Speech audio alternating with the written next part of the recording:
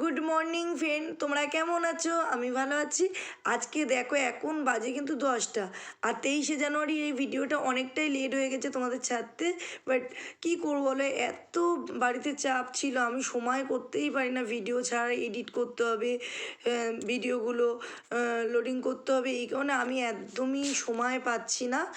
আর এইদিকে দেখো সবাই চলে এসছে, তোমাদের রাস্তায় দেখাইনি আমি। বৌদি আর আমি একসাথে এসেছি, তারপরে সোনাইয়ের বান্ধবীরা উঠে গেছে। এইটা হলো আমাদের বসিরহাট পিকনিক স্পট। তোমরা অনেকেই চেনো, বসিরহাটে যারা থাকে তারা তো চেনেই, বাট কলকাতার লোকেরা এইদিকে অনেক আসেনি কোনো দিন। আমাদের বাড়ি এবার এলে এই পিকনিক স্পটে নিয়ে আসবো, দেখে নাও কত সুন্দর ইচ্ছামতি নদীর পিকনিক স্পট। দেখো কুয়াশা, তখনও 10টা বাজে, পুরো কুয়াশা ভরা আকাশ, দেখতে পাচ্ছ কত সুন্দর কুয়াশা। পুরো নদীটা মনে হচ্ছে, আমার এত ভালো লাগছে, মনে হচ্ছে কখন ভিডিও করব। বাট সোয়েটারটা পরে এসেছি, ভালোই হয়েছে। এখন প্রচুর ঠান্ডা লাগছে, কিন্তু একটু পরেই যে আমার এত গরম লাগবে, তখন তোমরা আমি তখন ভাববো কী করব। আমাকে কেমন লাগছে কমেন্টে বলবে। আর বিশেষ করে বৌদিকে খুব সুন্দর লাগছে। আর স্নিগ্ধার মার তো কথাই হবে না, সেজেগুজে চলে এসছে। আর সোয়েটার পরিনি ওরা, আর আমি সোয়েটার পরে এসেছি। আমার না একটু বেশি ঠান্ডা, তো তাই জন্য পরে চলে এসেছি। আর এদিকে দেখো সোনাইকে, দেখেছো তো কত সুন্দর সেজেছে। ও এক একটা পিকনিক, তার মানে 3-4টে পিকনিক ওরা আছে। 3-4টে পিকনিকে ও 3-4টে সোয়েটার কিনে ফেলেছে। এক একটা পিকনিকে এক একটা সোয়েটার পরে যাবে। আর সোনাইয়ের বাবাকে ওইটা আমি গিফট করেছি, কোনো কিছু না, এমনি গিফট করেছি ওই জ্যাকেটটা। তোমরা কমেন্টে বলবে জ্যাকেটটা কেমন হয়েছে। আর এসেই ওরা টিফিন অনেকটাই ব্যবস্থা করে ফেলেছে, আর আমরা তো কিছুই করতে পারলাম না, ওরা করেছে। খুব সুন্দর আয়োজন করেছে, লুচি আর ফুলকপি কড়াইশুঁটি টুটি দিয়ে একটা চচ্চড়ি মতন করেছে। তাহলে চলো এখন কচুরি খেয়ে নিই। আমি বাড়ির থেকে না সোনাইকে, সোনার বাবা তো যেহেতু প্রেশারের ওষুধ খায়, তাই জন্য সোনাইয়ের বাবা আর সোনাই আর আমি ডিমের তরকারি দিয়ে ভাত খেয়ে চলে এসেছিলাম অল্প দুটো। আর এখানে এসে দুটো দুটো করে সবাই কচুরি খাচ্ছি, ওরা নাহলে কী মনে করবে, তাই জন্যই বললাম দুটো দুটো করে সবাই কচুরি খা। এই দেখো কচুরি খেতে আমরা বসে গেছি।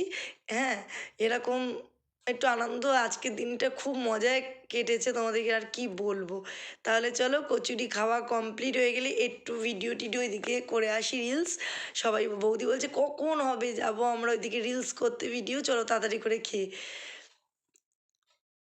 এবার দেখো আমরা যাচ্ছি পিকনিক স্পটটা পুরো ঘুরে দেখবো। আমার সোনাই বলছে কখন যাবে মা, কখন যাবে, চলো। ও শুধু ভিডিও করার জন্য তো ব্যস্ত।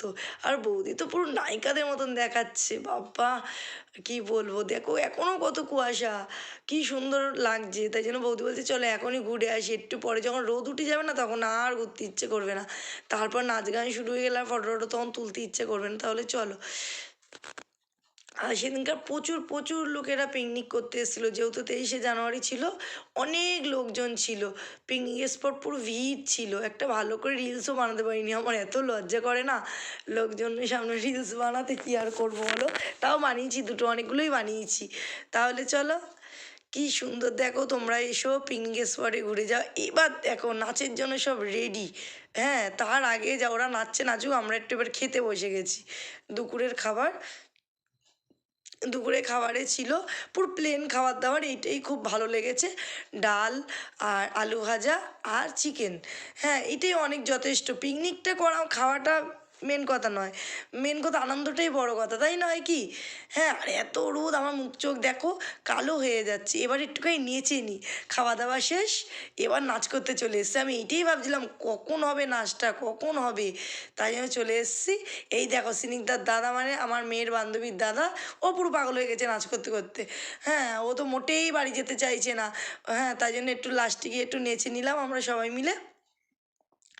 এর বাড়ি যাওয়ার সময় মনটা খারাপ হয়ে যাচ্ছে কিছুক্ষণের জন্য, যে এইটুকু আনন্দ করতে পেরেছি, এইটাই যথেষ্ট, তাই নয় কি? আর সব থেকে বড় কথা হলো, এই আনন্দটা সারা জীবন, মানুষের টাকা পয়সা সবই থাকবে, কিন্তু এই আনন্দটা কিন্তু কেউ পাবে না। এইটা আমি না প্রচুর আনন্দ করতে ভালোবাসি, তোমরা প্রত্যেকটা ভিডিওতে দেখেছো, কিন্তু আজকে প্রচুর প্রচুর মজা হয়েছে।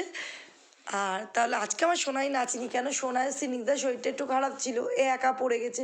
আর ওদের না খুব একটা চেনে না আমার মেয়ে, যেহেতু বৌদির বাড়ি আত্মীয় তো চেনে না।